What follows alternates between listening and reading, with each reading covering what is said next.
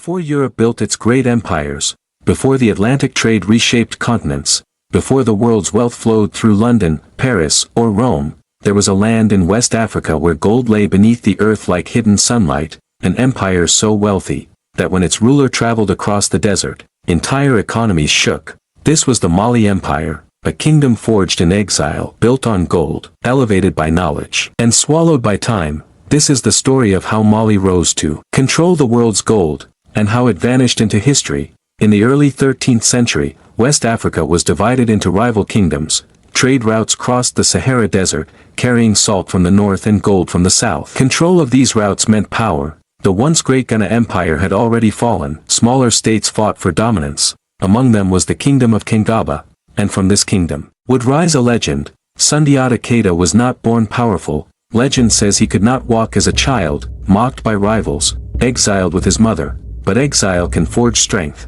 While away, Sundiata learned strategy. He built alliances quietly, watched enemies closely. Then came the tyrant king. I am Sumaro Kante. He dominated the region through fear.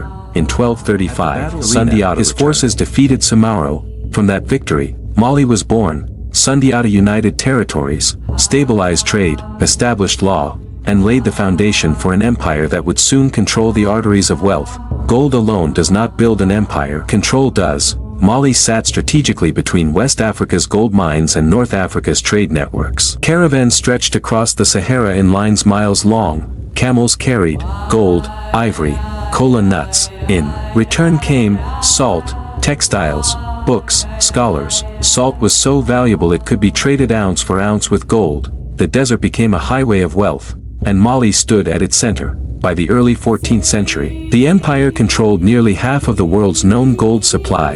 Imagine that, half. Every coin minted in Europe, every ornament crafted in the Middle East, chances were. It began in Mali. Then came the ruler who would immortalize the empire, Mansa Musa. Ascending the throne in 1312, he inherited a powerful state, but he would transform it into legend. In 1324, he began a pilgrimage to Mecca. It was not a simple journey, it was a procession of wealth. Tens of thousands traveled with him, soldiers, officials, servants, and camels, each carrying bars of gold. When he passed through Cairo, he distributed gold freely at the markets, that its value dropped. Inflation spread. For years, Egypt's economy felt the ripple. Word of his wealth reached Europe. Cartographers began drawing Africa differently. On maps, Mansa Musa appeared seated on a throne, holding a golden nugget. Africa was no longer a mystery, it was a treasure. But Mali was more than gold. Under Mansa Musa, Timbuktu flourished. Mosques rose in majestic mud brick architecture. The Sankore University became a center of learning. Students studied astronomy, mathematics, medicine, Islamic law. Manuscripts filled North Africa and the Middle East. While parts of Europe were emerging from instability, Timbuktu thrived intellectually. Gold built the empire, knowledge sustained it. But even golden ages are fragile. After Mansa Musa's death, stability weakened. Successors struggled to maintain unity. Provinces demanded independence.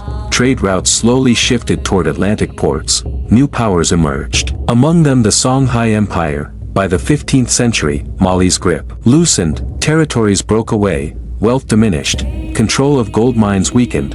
The empire that once dominated global trade began to shrink.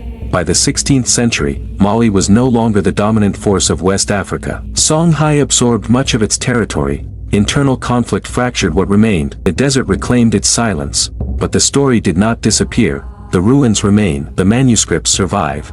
The name Mali endures. Empires rise on power. They expand through wealth. They shine through culture. And they fall through time. The Mali Empire once controlled the world's gold. It shaped economies continents away. It built cities of knowledge. And then, it faded.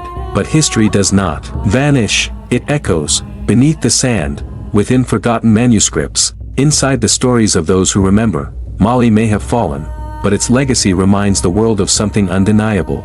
Africa was never empty. It was home to empires that shaped the course of history, and this was one of the greatest.